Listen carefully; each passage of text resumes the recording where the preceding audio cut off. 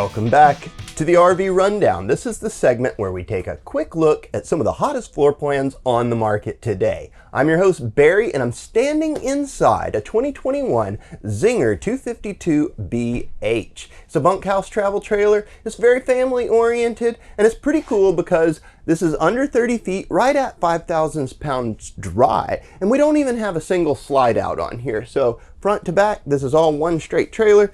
You're looking at it. I think it's pretty cool, and it's a popular floor plan for us. We sell a lot of them. I'm standing in the front cap where we have the bedroom. We've got a queen size bed with standard traditional storage on either side of it in the form of hanging closets. We even have the standard underbed storage with a strut assist.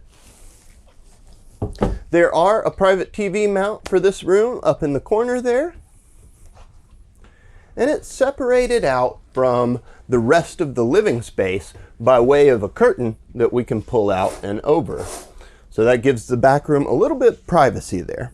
As I push forward, I end up in this nice big combined space where we've kind of got a dinette, a kitchen, and a living room all in one. The TV would mount on that back wall there, which is nice because it's directly across from our sofa.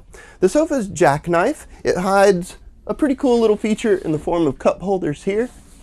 There's even a little bit of storage up underneath it if we take a look at that. And it will lay flat to become another bed. The kitchen itself has storage in the form of cabinetry and drawers. There's lots of counter space thanks to our sink covers, which we can lift to reveal a dual basin stainless steel sink. Got a nice high faucet for getting pots and pans under. Even has an extension to it there. That's great for rinsing things off.